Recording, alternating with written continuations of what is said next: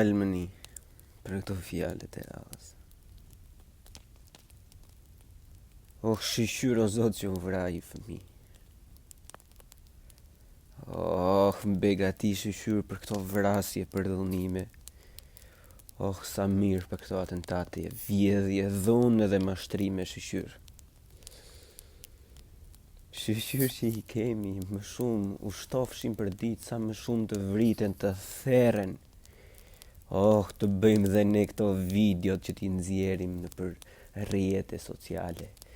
Të bëjmë foto, të bëjmë screenshotet, të nxjerrim viktima, të nxjerrim familjarë që qajnë, të nxjerrim bankat e tyre të shkollës që ndishnin dikur, të nxjerrim ato lullet që vijen te koka e varrit. Sa bukur, po, gjithë këto klikime, gjithë këto like, gjithë këto komente, sa mirë. Sa bukur është, shqyr më shumë pacim u shtofshin. Do kënaqemi me like. Sa bukur është.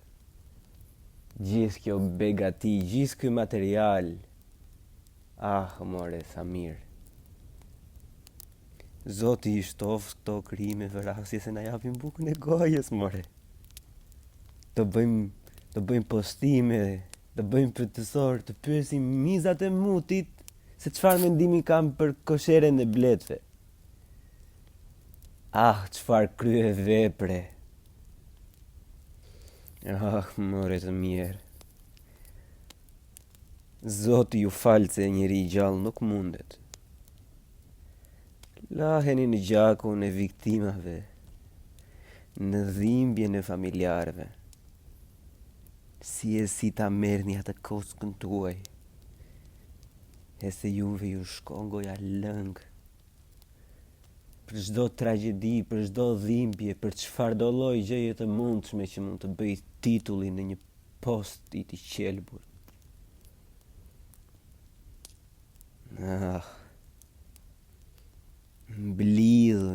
Mblidhuni drejt kësaj zymtësie si ato hiena rreth atij trupi të kalbur. E ku ka hiena, mizat shoqërojnë. Andeje, këtej kur i duhet.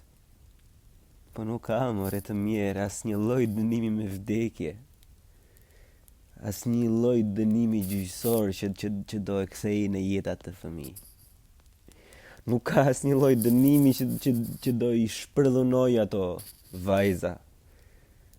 Nuk ka më asnjë lloj dënimi që do i kriminalizoj ata adoleshent. Jeni vonë. Jeni shumë vonë. Gjithmonë e njëjta skem. Si ato pulat që kërkojnë kashtën vetëm kur ju vjen veza në pyth. More të mirë, po kështu problemet nuk zgjidhen. Po shqyr, faluni Zotit që edhe juve merrni atë vëmendjen tuaj. Sa bukur që edhe juve të tregoni atë pjesë shife. Ty të vdiq fëmia, po edhe unë jam i mërzitur, edhe mua më vjen keq. Unë do bëj një koment që të them sa shumë keq më vjen mua dhe më shikoni mua të gjithë. Ju lutem më shikoni mua edhe videon që hodha unë ose postin që bëra unë, shikoni mua sepse edhe unë po vuaj. Mirë juve sepse kur duhet të flisni për ato probleme tuaj, për familjen tuaj, për jetën tuaj, për karrierën tuaj, jo. Nuk kanë ato rëndësi. Rëndësi ka sa keq na vjen ne për fatkeqësi në një tjetri. Shqyr o Zot që nuk jemi aq keq sa janë të tjerët, kjo është e rëndësishme. Nuk është e rëndësishme se sa mirë mund të ishim vetën tonë. Nuk është më e rëndësishme se sa probleme mund të kishim parashikuar dhe menjanuar. Jo. Shqyr që të tjerët janë më keq se sa jam unë. Edhe nuk ka rëndësi fare nëse jemi të dy mut, mjafton si që tjetri të jetë më keq. Vidheni në atë 4 anët, po vidheni. Tendera, vende pune, taksa, kontribute, asnjë njeri nuk kujtohet të jetë kaq shumë i angazhuar se sa me një fatkeqësi. Se ndodhet vetëm në atë vend të tillë që nuk e kuptoj. Një popull mistik që çdo pamje aksidenti e nxjerr në lajme, por si të ishte ndonjë festë, sikur të ishte një vepër arti që duhet ta shikonte secili. Një lloj negativiteti kolosal në çdo lloj portali, në çdo lloj faqe lajmesh. Dhe porse shumica e popujve që kanë drejtim majtas pseudo-komunist, normalisht të kërkojnë fajin të shteti, sepse edhe për këto lloj gjërash e ka fajin shteti. Ku i kemi ne këta profetet e shtetit? Pse nuk na i parashikojnë të gjitha ato ngjarje? Se ne si shoqëri nuk kemi asnjë faj, domethënë. As unë nuk kam faj, as ti nuk e faj. Shteti e ka faj. Ne shteti na e kanë dhënë, nuk jemi ne nuk kemi asnjë lidhje me shtetin. Ne jemi etni tjetër, edhe ky shtet nuk vjen nga ne, nuk na pasqyron ne. More, po sa do e gënjejmë veten. Turp nuk ju vjen një çik turp. Janë mbi 200 e disa video që qarkullojnë rreth shtëpisë së djalit për krimin e fundit.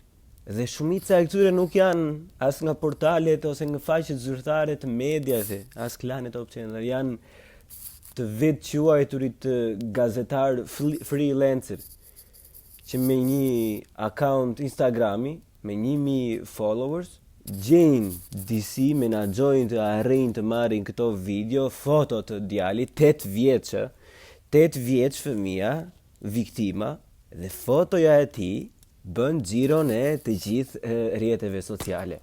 Edhe i kryetari i komunës apo i bashkisë që ishte me atë super showin falso që kishte bërë mes së qeshit homazh. Drejtori i shkollës apo mësuesja e shkollës nuk e di se kush ishte, nxjerrin foto me buqet lulesh në bankën e nxënësit. Mori, çfarë po bëni, çfarë po tregoni juve me këtë? Për çfarë duhet të jenë këto gjëra në Facebook? Si i shërben kjo gjithë problematikës së tanishme, kjo si i shërben unë nuk e di.